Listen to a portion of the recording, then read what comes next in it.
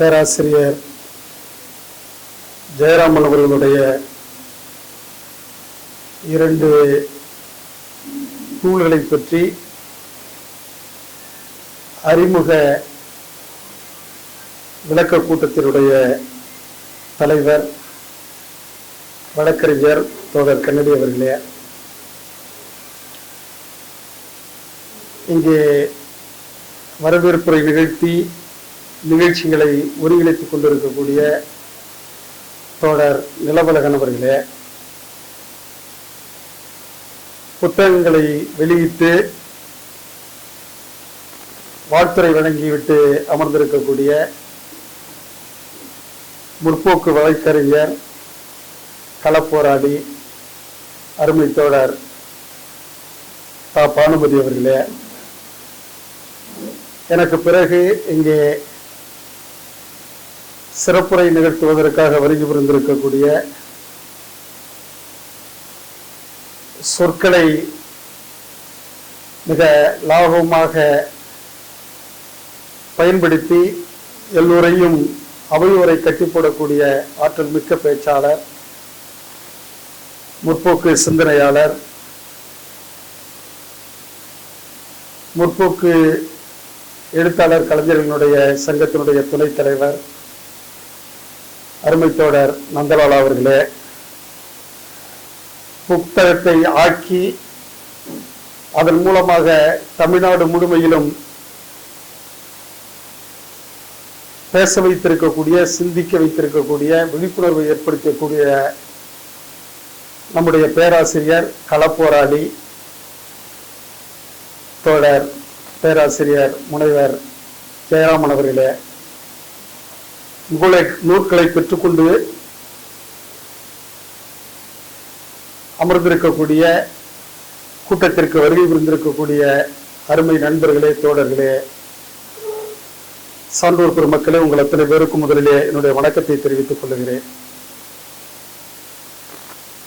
இந்த நூல் வருவதற்கு முன்பாகவே இது சம்பந்தமாக தமிழ்நாடு முழுமையிலும் ஒரு கருத்து என்பது பரவலாக பேசப்பட்டு கொண்டு வந்து கொண்டிருக்கிறது. குறிப்பாக பாரதிய ஜனதா கட்சியினுடைய ஆட்சி 9.5 ஆண்டுகளுக்கு முன்பாக ஒன்றியத்திலே அரசாக பொறுப்பேற்ற பிறகு தமிழ்நாட்டிற்கு ஒரு சவால் மிகுந்த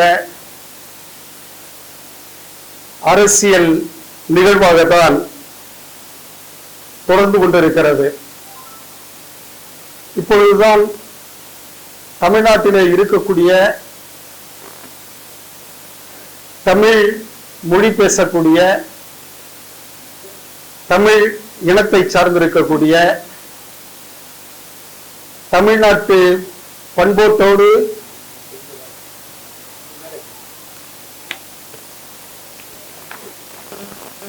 தொன்மையோடு வாழ்ந்து கொண்டிருக்கக்கூடிய மக்களிடத்திலே யார் நண்பன் யார் எதிரி என்பதை அடையாளப்படுத்துவதற்கான காலமாக இது மாறியிருக்கிறது. எல்லா காலங்களிலுமே நாம் பார்க்கலாம், நம்முடைய தமிழ் சமுதாயத்திலே தொடர்ந்து முற்போக்கான எண்ணங்களும் கருத்துக்களும் கருத்தியல்களாக அது செயல்பட்டுக் கொண்டிருக்கிறது. அதற்கு எதிராக ஆன்மீகம் என்கிற பெயரில் ஒரு கருத்தை முதன்மையாக வைத்து செயல்படக்கூடிய பெரும் கருத்தாடல் என்பதும் தொடர்ந்து இருந்து கொண்டிருக்கிறது என்பதை நாம் பார்க்கிறோம். அதிலேதான் இப்பொழுது நமக்கு இருக்கக்கூடியது என்ன என்று சொன்னால், தமிழ் சமூகத்தினுடைய வரலாற்றையும் தொன்மையையும் நாம் மீள் உருவாக்கம், வாசிப்பு என்பதை செய்ய வேண்டிய கட்டாயத்திலே நாம் எல்லாம் இருக்கிறோம். அதை தமிழ் சமுதாயத்தினுடைய குறிப்பாக நாம் பார்க்க வேண்டும் என்று சொன்னால், இந்திய நாடு விடுதலை பெற்ற பிறகு தேசிய இனங்களுக்கான இடம், உரிமை இவையெல்லாம் எங்கே இருக்கிறது என்பதை பற்றி ஒரு ஆய்வுக்கு உட்படுத்த வேண்டிய கட்டாயத்திலே நாம் எல்லாம் இருக்கிறோம். அதெல்லாம் இப்ப பேராசிரியர் ஜெயராமன் அவர்கள் இந்த எழுதியிருக்கிற 2 புத்தகத்திலே ஒரு ஆய்வு அடிப்படையிலே தான் இந்த புத்தகம் என்பது கொண்டு வரப்பட்டிருக்கிறது. இந்த ஆய்விலே இந்து மதம் அல்லது இந்து வழிபாட்டு முறை என்பதை தமிழர்கள், தமிழ்நாட்டிலே இருக்கிறவர்கள் எப்படி ஏற்றுக்கொள்ள வேண்டுமா வேண்டாமா என்கிற பெரிய வினாவை எழுப்பியிருக்கிறார்கள். அதற்கு ஆதாரமாக இருந்தது நம்மளுக்கு எல்லோருக்கும் தோழராக, நண்பராக இருந்த தோழர் மணியரசன் அவர்களுடைய அந்த வழி நழுவலின் காரணமாக ஏற்பட்டிருக்கக்கூடிய நிகழ்வுதான். அவர் தோழர் மணியரசனை பற்றி நமக்கு எல்லோருக்கும் நன்றாக தெரியும். அவருடைய வளர்ச்சி என்பது எங்கிருந்து எப்படி வந்தது என்பதை நமக்கு தெரியும். அவர் தமிழ் இந்து என்கிற சொல்லாடலை, கருத்தியலை முன்வைத்து தமிழ்நாட்டிலே இன்றைக்கு களம் கொண்டு கொண்டிருக்கிறார். ஆகவே அது சரிதானா என்பதை பற்றியான கேள்விதான் நம் முன்னால் இருக்கக்கூடியது. அதற்குத்தான் பேராசிரியர் அவர்கள் ஆய்வுபூர்வமாக இந்திய அரசியலமைப்பு சட்டத்தை, மனுநீதி சட்டத்தை, இந்து மதத்தினுடைய வளர்ச்சி, அதனுடைய வியாக்கங்கள், விளக்கங்கள் இவற்றை பற்றியெல்லாம் அவர் ஆய்வு செய்து அதிலே ஆணித்தரமாக தன்னுடைய கருத்துக்களை முன்வைத்திருக்கிறார்கள். தோழர் மணியரசனை பொறுத்தவரையிலும் நமக்கு நன்றாக தெரியும். அவர் ஒரு கம்யூனிஸ்டாக இருந்தார். இன்றைக்கு ஒரு கம்யூனிஸ்டாக இருக்கிறாரா என்பது ஒரு கேள்வி. மார்க்சிஸ்ட் கம்யூனிஸ்ட் கட்சியிலே ஒரு சித்தாந்த நிலையை கடைபிடிக்கக்கூடியவர்கள் ஒருவராக, இலக்கிய பண்பாட்டு செயல்பாடுகளிலே தன்னை இணைத்துக் கொண்டவராக அவர் இருந்தார். ஒரு அதிதீவிர பொது உடைமை கருத்துக்களை முன்வைக்கக்கூடியவராக அவர் இருந்தார். அதிலிருந்து வெளியேறிய பிறகு தமிழ் தேசிய பொது உடைமை கட்சி என்கிற அமைப்பை உருவாக்கினார். அதுல என்ன பிரச்சனை என்பது தெரியாது. அதற்கு பிறகு அவர் தமிழ் தேசிய பேர் இயக்கம் என்கிற அமைப்பை உருவாக்கினார். அதுதான் இப்பொழுது செயல்பட்டுக் கொண்டிருக்கிறது. அதற்கு பிறகு தெய்வ தமிழ் பேரவை என்பது வந்து கடைசியாக அவர் எங்கே நிற்கிறார் என்று சொன்னால், தமிழ் இந்து என்கிற கருத்திலே அவர் வந்து நிற்கிறார். அவர் எப்படி மாறி போயிருக்கிறார் என்பதை நாம் பார்க்கலாம். அது எங்கே கொண்டு போய் விட்டிருக்கிறது என்பதை பார்க்கலாம். 19ஆம் நூற்றாண்டுகளிலேயே உலக நாடுகளில் அகிலங்கள் தோன்றிய காலங்களிலே கூட கருத்தியலிலே விவாதங்கள் நடைபெறுகிற பொழுது ஒன்றை குறிப்பிட்டு சொல்லுவார்கள். அதிலே அதிதீவிர இடதுசாரி வாதங்கள் பேசக்கூடியவர்கள் சிலர் கடைசியிலே அதிதீவிர வலதுசாரியாக மாறிவிடுவார்கள் என்கிற கருத்தமைப்பை சொல்லி பென்ஸ்டீனிலே இருந்து பலரை உதாரணமாக அதிலே குறிப்பிடுவார்கள். அது மணியரசன் யார் என்கிற பொழுது அவர் இந்த தேசத்திற்கு அவர் கருத்து என்பது ஒரு வலதுசாரி பிற்போக்கு மதமாக விளங்கக்கூடிய இந்து வழிபாட்டு மதத்திற்கு தன்னை சேவகனாக மாற்றிக் கொண்டிருக்கிறார் என்பதை தான் நம்முடைய பேராசிரியர் அவர்கள் இந்த புத்தகத்திலே மிக அழகாக அம்பலப்படுத்தி இருக்கிறார்கள். அது இன்றைக்கு இந்து மதம் என்பது தமிழர்களுடைய மதமா என்கிற கேள்வியும் நாம் முன்வைக்க வேண்டிய அவசியம் இருக்கிறது. ஆகவே தமிழர்களுடைய மதம் என்கிற பொழுது ஆய்வாளர்கள் சமயங்களை பற்றி ஆய்வு செய்கிற பொழுது அதிலே பல கருத்துக்கள் முன்வைக்கப்படுகின்றன. நம்முடைய சிவசுப்பிரமணியம் போன்றவர்கள் எல்லாம், பரமசிவன் போன்றவர்கள் எல்லாம் தொல்லியல் முதற்கொண்டு கல்வெட்டு மற்றும் இருக்கக்கூடிய பண்பாட்டு அசைவுகளை பற்றி எல்லாம் பேசுகிற பொழுது சமயங்களை பற்றி சொல்லுகிறார்கள். அவை நம்முடைய திணை வாழ்க்கை துவங்கிய காலத்தில் இருந்து சமயங்கள் என்று சொல்லுகிற பொழுது தொடர் பேராசிரியர் சிவசுப்பிரமணியம் அவர்கள் குறிப்பிடுகிறார்கள், நம்முடைய முதல் சமயம் என்பது இயற்கை வழிபாடுதான். அவை இயற்கை வழிபாடு, இயற்கை சமயம். அவை இந்த சமயம் என்பது ஆவிகளை பார்த்து பெரும் அளவிற்கு ஏற்படுகிற இயற்கை மாற்றங்களை கண்டு மனிதன் உருவாக்கிய ஒரு சமயமாக ஆவியம் என்பது இருக்கிறது என்று சொல்லுகிறார். ஆகவே ஆவியாக இருக்கக்கூடியதுதான் தொழில் சமயம் என்பதே ஆவியம் என்று அவர்கள் சொல்லுகிறார்கள். அதற்கு பிறகுதான் அவர் மூத்தோர் வழிபாடு என்பது வருகிறது. இறந்தவர்களுக்கு நடுகள் என்கிற சமயமாக அது மாறுகிறது. அதற்கு பிறகு ஆசீவகம் வருகிறது. ஆகவே அதற்கு பிறகு வட நாட்டிலிருந்து வரக்கூடிய பௌத்தமும் சமணமும் இருக்கிறது. அதற்கு பிறகு வைதிக மதங்கள் இங்கே வருகிறது. அதோடு சேர்த்து சைவமும் வைணவமும் இருக்கிறது. அவை இவற்றையெல்லாம் தொடர் பானுமதி அவர்கள் குறிப்பிட்டது போல எல்லாவற்றையும் விழுங்கிவிட்டு இன்றைக்கு வைதீக மதமாக இருக்கக்கூடிய ஆரிய மதம் இன்றைக்கு தமிழ்நாட்டினுடைய மக்களுடைய வழிபாடுகளிலும் எண்ணங்களிலும் உணர்வுகளிலும் இன்றைக்கு பிரிக்க முடியாத அளவிற்கு மாறி இருக்கிறது.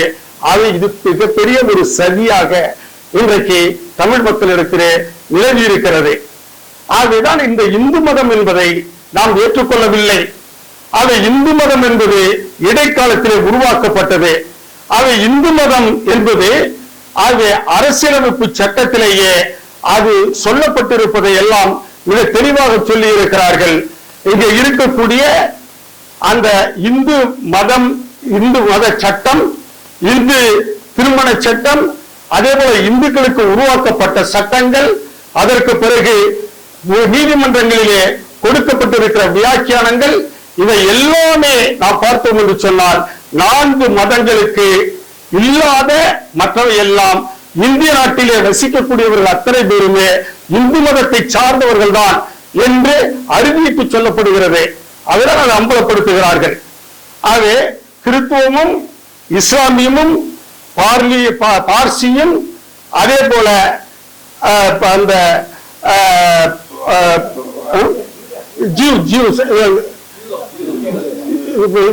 ஜூடோ மதம், ஆகவே இவற்றை தவிர இது எல்லாருமே இந்து மதம் தான். ஆக இப்ப மணியரசன் குறிப்பிடுவது தமிழ் இந்து மதம் என்று சொன்னால் இந்த மதம் எங்கே இருக்கிறது? தமிழர்களுக்கு என்று தனியாக இது இருக்குமா என்கிற கேள்வி எழுகிறது.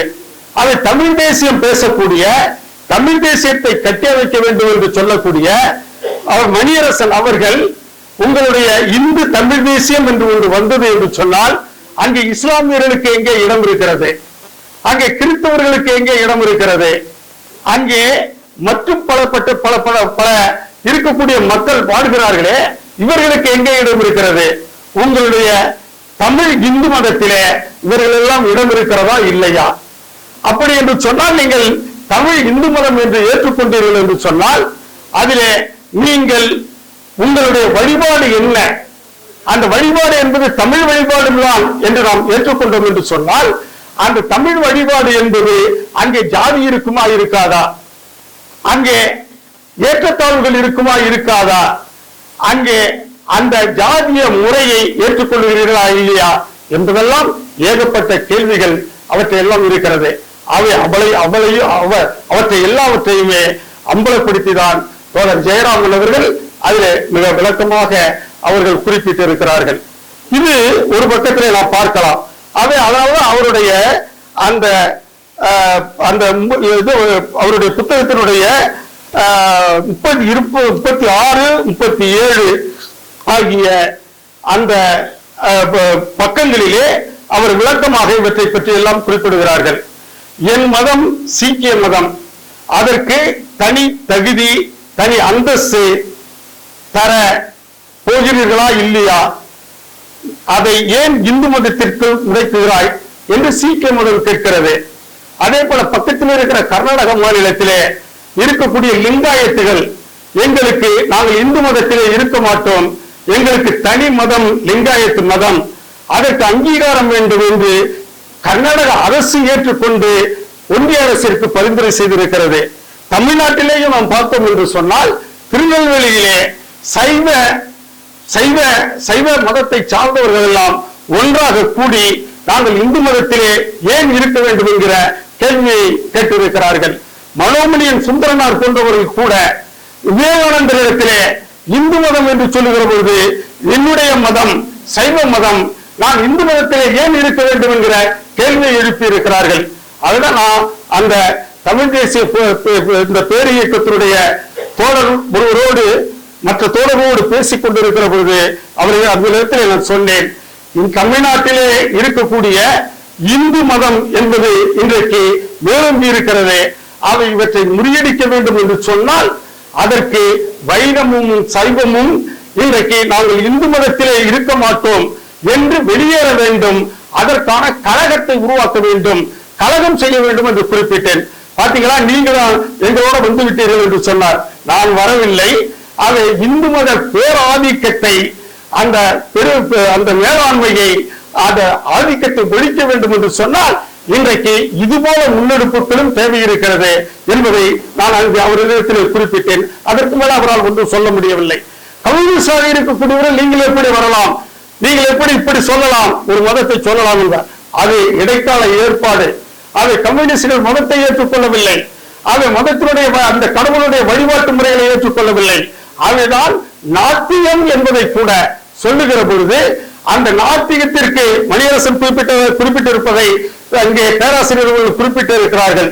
நாத்தியர்கள் என்பத பெரியார் ஏன் ஒரு மதத்தை உருவாக்கி இருக்க கூடாது, அவர் சமயமற்றவர்கள், ஜாதியற்றவர்கள், நாத்திகர்களாக இருக்கக்கூடியவர்கள், இவர்களை எல்லாம் சேர்த்து ஒரு மதத்தை ஏன் உருவாக்கி இருக்க கூடாது என்ற கேள்வியை அவர் மணியரசன் முன்வைத்திருக்கிறார். அதற்கும் அவர் பதில் சொல்லி இருக்கிறார்கள். ஆகவே தமிழ் என்பது, தமிழனுடைய தத்துவம் என்பது, அவனுடைய தொன்மை என்பது, அது முற்போக்கு அல்லது மெய்யறிவை அடிப்படையாக கொண்டதுதான் தமிழருடைய தத்துவம். அது தமிழர்களுடைய கருத்து இயல் என்பது.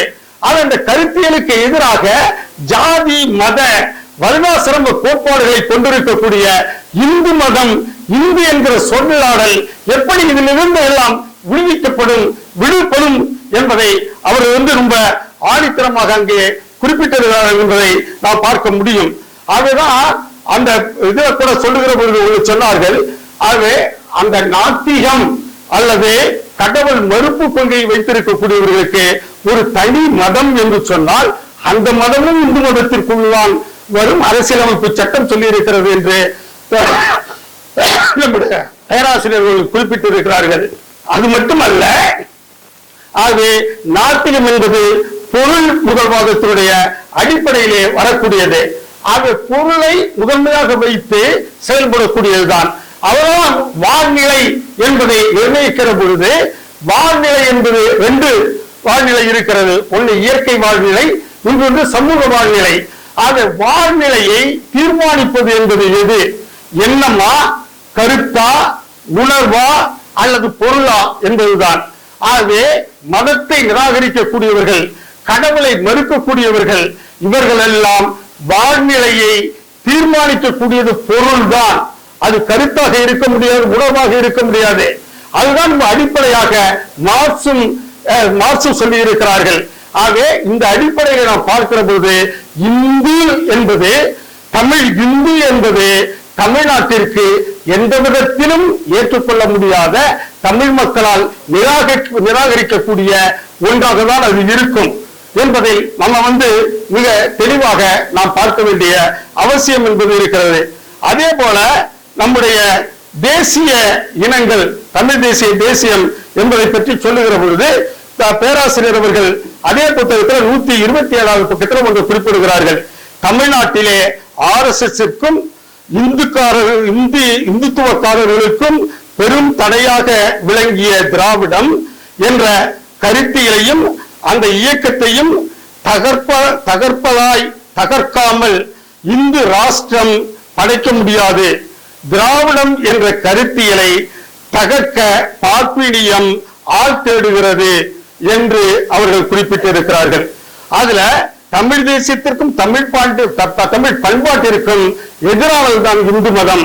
ஆகவே தமிழ் இந்து என்பது RSSம் இந்துத்துவக்காரர்களும் அவர்கள் ஆள் பிடிக்கிறார்கள். தமிழ்நாட்டிலே அந்த ஆள் பிடிக்கக்கூடியவர்கள் அந்த பிடித்த ஆளுநை ஒருத்தராக தான் தோழர் மணியரசன் இருக்கிறார்கள் என்பதை நாம் இந்த நேரத்திலே நாம் அடியிட்டு குறிப்பிட வேண்டிய கட்டாயம் இருக்கிறது.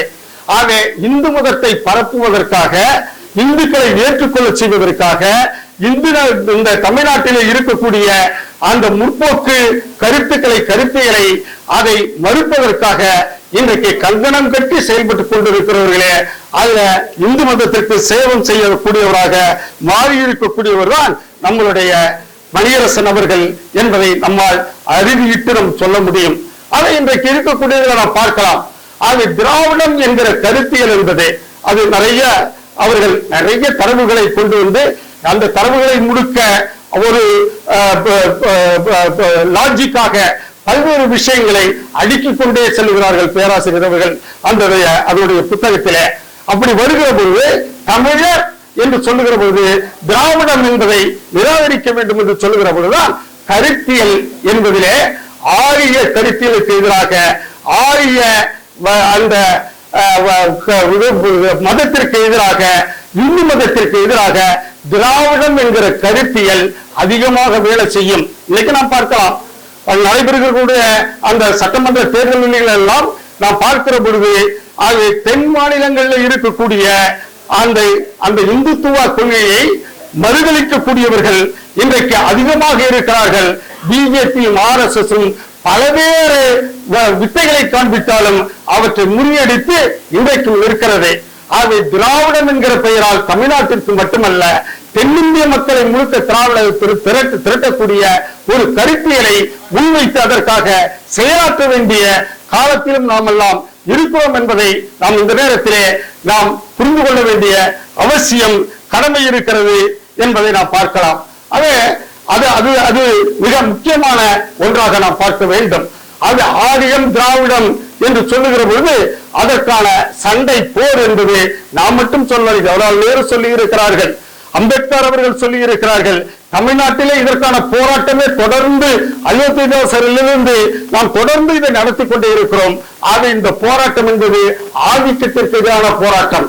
இந்த போராட்டம் என்பது மக்களை பிளவுபடுத்துகிற, மக்களை இழிவுபடுத்தக்கூடிய, ஒடுக்கக்கூடிய, ஆதிக்க மனப்பான்மையை எதிர்த்து முறியடிக்கக்கூடிய கருத்தியல் தான் இந்த கருத்தியல். ஆக இப்படிப்பட்ட கருத்தியலையும் நாம் முன்னெடுத்து செல்ல வேண்டிய கட்டாயம் அவசியம் இருக்கிறது என்பதை நான் பார்க்க வேண்டும்.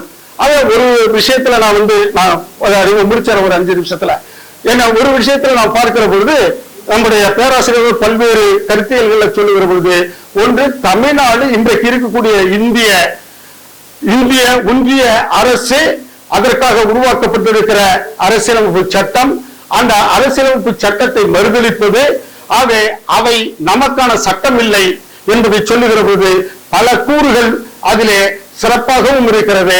ஆனா என்ன கோளாறு அடிப்படையில் என்று சொன்னால், இந்தியா ஒற்றுமையாக இருக்க வேண்டும், இந்தியா ஒருமைப்பாட்டோடு விளங்க வேண்டும் என்கிற கேள்வியை முன்வைக்கிற பொழுதுதான் அம்பேத்கர் அவர்களும் சமரசம் செய்து கொள்ள வேண்டிய கட்டாயத்திலே அவர் இருந்திருக்கிறார்கள். ஆக அந்த சமரசம் என்பதுதான் இன்றைக்கு பல்வேறு கேள்விகளை எழுப்பியிருக்கிறது. நான் அந்த வரைவு அறிக்கையினுடைய குழுவினுடைய தலைவராக நான் இருந்த போதும் கூட நான் நினைத்ததை, எனக்கு பட்டதை, என் உண்மையை அவற்றையும் என்னுடைய அரசியல் சட்டத்திலே கொண்டு வர முடியவில்லை. எனக்காக இருந்த நிர்பந்தங்கள், எனக்காக இருந்த பிரஷர், இவற்றை செய்வதற்கு என்னை அனுமதிக்கவில்லை என்று அம்பேத்கர் அவர்கள் குறிப்பிடுகிறார்கள். 1949 அந்த நவம்பர் மாதம் 25ஆம் தேதி அரசியலமைப்பு சட்டத்தை இறுதி செய்து உரையாற்றுகிற பொழுதே அவர் குறிப்பிடுகிறார்கள், இந்த அரசியல் சட்டம் என்பது இந்திய நாட்டு மக்களுக்காக உருவாக்கி இருக்கக்கூடிய இந்த சட்டம். அதுல அந்த பிரியாம்பல்ல முகவுரையில சொல்லப்படுவது அதுல மிக தெளிவாக பல்வேறு விஷயங்களை அவர்கள் குறிப்பிடுகிறார்கள். ஆக அரசியல் விடுதலை நாம் பெற்றுவிடலாம், சமூக விடுதலையும் பொருளாதார விடுதலையும் நாம் எப்ப பெறுகிறோமோ அப்போதுதான் இந்த அரசியல் சட்டம் முழுமை பெற்றதாக இருக்கும். அதை பெறுவதற்கான அரசியல் சட்டம் வழிகாட்டி இருக்கிறது என்று சொல்லிவிட்டு அவர் சொல்லுகிறார். இறுதியாக இந்த அரசியல் அமைப்பு சட்டம் யாருடைய கையில் போகிறதோ, யார் இந்த அரசியல் சட்டத்தை ஆளுகிறார்களோ அவர்கள் யார் என்பதுதான் முக்கியம். அவர் எப்படிப்பட்டவராக இருந்தார் என்றால் அந்த அரசியல் சட்டம் அது தன்னுடைய வேலையை செய்யும் என்று சொல்லுகிறார். ஆகவேதான் இன்றைக்கு பிஜேபி, RSS இந்துத்துவ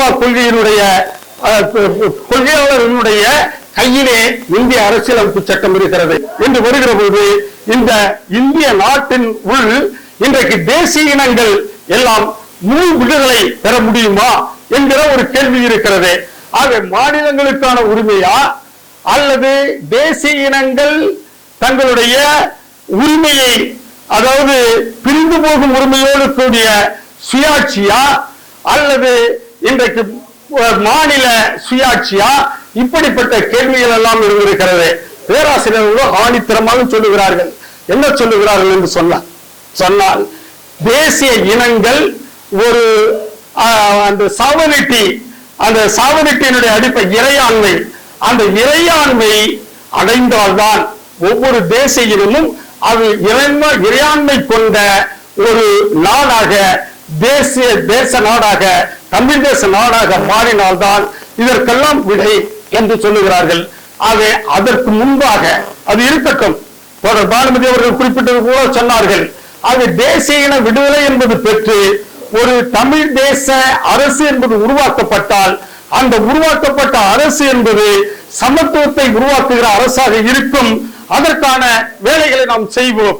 ஆனால் அதற்கு முன்பாக இருக்கக்கூடியதில்தான் ஏற்கனவே ஜம்மு காஷ்மீர் மாநிலத்திலே கொடுக்கப்பட்ட தனி அந்தஸ்து 370வது பிரிவு, அந்த 370வது பிரிவு இறையாண்மை கொண்ட ஜம்மு காஷ்மீராக இருந்தது, பிறகு நீக்கப்பட்டது.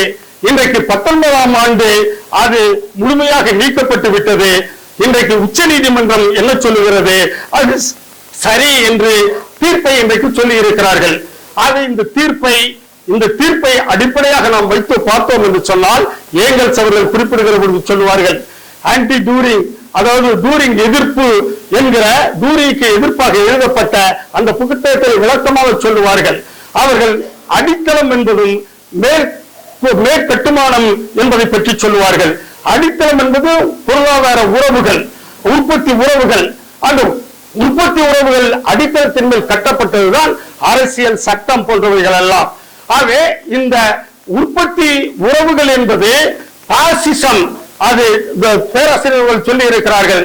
ஜெர்மனியிலும் அதே போல இத்தாலியிலும் கொண்டு வரப்பட்ட பாசிசம், நாசிசம் என்கிற அந்த கருதுகோள்கள் எப்பொழுது வருகிறது என்று சொன்னால் உலகத்திலே பொருளாதார நெருக்கடி ஏற்பட்ட பொழுது 1930ஆம் ஆண்டுகளுக்கு பிறகு அங்கே மிகப்பெரிய அளவிற்கு அங்கே எழுச்சி பெற்று ஏகாதிபத்தியம் வளர்ச்சி பெறுகிறது. அப்பொழுதுதான் நிதி மூலதனம் தன்னுடைய ஆதிக்கத்தை கொண்டு வருகிறது. நிதி மூலதனத்தினுடைய வெளிப்பாடாக தான் பாசிசம் உருவாகுகிறது. 14 அம்சங்களை இதற்கு சொல்லுவார்கள். அதிலே ஒரு அம்சம் என்பதுதான் அந்த பொருளாதார நிலை உறவுகள், அது மூலதன சுரண்டல் என்பது, உழைப்பு சுரண்டல் என்பது. அதற்கு அது விழுந்து வருகிற பொழுதுதான் பாசிசம் என்பது வந்தது. ஆக இந்திய நாட்டினுடைய சூழல் பார்க்கிற பொழுது இன்றைக்கு உலகமயம், தாராளமயம், தனியார் மயம் என்பதெல்லாம் அமுல்படுத்துகிற பொழுது கார்பரேட் முதலாளிகளுடைய வளர்ச்சி அதிகம் பெற்று இன்றைக்கு வேலையில்லா திண்டாட்டமும் அதே போல மிக மோசமான அளவிற்கு மாநில உரிமைகள் எல்லாம் பறிக்கப்படுவது என்பது மூலதனத்தினுடைய செயல்பாடுகள் தான், உழைப்பு சுரண்டல் தான், ஆதிக்கம் தான். அதனால்தான் இதை நாம் குறிப்பிடுகிற பொழுது இந்திய நாட்டிலே இந்திய வயப்பட்ட, இந்திய மாதிரியான இந்துத்துவ இந்துத்துவ பாசிசம் என்பது இன்றைக்கு வேகமாக வளர்ந்து கொண்டிருக்கிறது. இதை முறியடிக்க வேண்டிய கட்டாயம் நமக்கு இருக்கிறது என்பதை இங்கே ஆணித்தரமாக எடுத்து சொல்ல வேண்டிய அவசியம் என்பது இருக்கிறது. ஆகவே தமிழ்நாடு இன்றைக்கு தப்பித்திருக்கிறது. அதனுடைய உரிமைகள் பறிக்கப்பட்டுக் கொண்டிருக்கின்றன. கவர்னர்கள் மூலமாக அவையெல்லாம் அந்த தன்னுடைய ஆதிக்கத்தை முழுமையாக செலுத்திக் கொண்டிருக்கிறார்கள். இவற்றை முறியடிப்பதற்கான செயல்பாடு என்பது ஒன்றுபட்ட இந்துத்துவ சக்திகளுக்கு எதிராக RSS, பிஜேபி அதனுடைய அரசுக்கு எதிராக மக்களை திரட்டுவதன் மூலமாக, மக்களை கருத்தியல் ரீதியாக கொண்டு வருவதன் மூலமாக, இதுபோல பிஜேபிக்கு அடியாளாக்க வேலை செய்யக்கூடியவர்களாக மாறியிருக்கிற பலர்களை அம்பலப்படுத்துவதன் மூலமாக நாம் அவற்றை வென்றெடுக்க முடியும் என தோழர் பானுமதி அவர்கள் சொல்லுகிற போதே சொன்னார்கள். அவை காசு என்பது இன்றைக்கு பிஜேபிக்கு தேர்தல் பத்திரத்திலே வந்த பணங்களை எல்லாம் நாம் பார்க்கலாம். ஆகவே திரிபுராவிலே இடதுசாரி கட்சிகள் தான் ஆட்சியில் இருந்தது. இடதுசாரி ஆட்சிகளுடைய ஆட்சி தூக்கி எறியப்பட்டது. அதற்கு காரணம் சின்ன மாநிலம். அந்த மாநிலத்திலே RSS காரர்கள் முழுமையாக அங்கே சென்றார்கள். ஆக வீடு வீடாக சென்றார்கள். அதன் மூலமாக அந்த ஆட்சி மாற்றம் என்பது ஏற்பட்டது. மீட்க முடியவில்லை, கஷ்டப்படுகிறோம். அதே போல இன்றைக்கு சத்தீஸ்கர் மாநிலத்தை சொல்லலாம். ஆகவே பல பத்திரிகைகளிலே ஆய்வுகள் வந்திருக்கிறது, தேர்தலை பற்றி ஆய்வுகள் வந்திருக்கிறது. ஒரு வீட்டிற்கு ஒரு RSS காரர் போயிருக்கிறார். சத்தீஸ்கர் மாநிலத்தில் அங்கே காங்கிரஸ் கட்சியினுடைய ஆட்சி வீழ்த்தப்பட்டது என்பது ஒரு குடும்பத்திற்கு ஒரு RSS. அந்த RSS காரன் அங்கே போய் உட்கார்ந்து அவன் வீட்டிலேயே இருந்து அவனை அந்த வாக்குச்சாவடிக்கு அழைத்து சென்று வாக்களித்து திரும்புகிற வரை அவனுக்கு வேண்டியதை அத்தனையும் செய்திருக்கிறார். ஆகவே தமிழ்நாட்டிலே இப்படி வராது என்று யாராவது சொல்ல முடியுமா? தமிழ்நாட்டிலே இன்றைக்கு அவர்களுடைய வேலையை குறைத்து மதிப்பிட முடியுமா? ஆகவே இந்த கருத்தியலை ஒழிக்க வேண்டும் என்று சொன்னால், ஒன்றிய ஆதிக்கத்தினுடைய அரசை வீழ்த்த வேண்டும் என்று சொன்னால், நாம் இன்றைக்கு களத்திலே நின்று ஒவ்வொரு குடும்பத்திற்கும் முற்போக்கு எண்ணங்களையும் இடதுசாரி எண்ணங்களையும் பெரியாரியத்தையும் அம்பேத்கரியத்தையும் எடுத்துச் செல்ல வேண்டிய மாபெரும் தலையாய கடமை நம்ம மீது சுமத்தப்பட்டிருக்கிறது. அதை நாம் செய்வதன் மூலமாக தான் இந்த மாதிரி சக்திகளை நாம் முறியடிக்க முடியும். அதற்காக பேராசிரியர் ஜெயராமன் அவர்கள் எழுதியிருக்கிற இந்த புத்தகம் இரண்டும் நமக்கு ஒரு கேடயமாக, போர்வாளாக அது விளங்குகிறது. அதை எடுத்துச் சொல்வோம் என்று சொல்லி வாய்ப்பிற்கு நன்றி கூறி முடித்துக் கொள்கிறேன். நன்றி, வணக்கம்.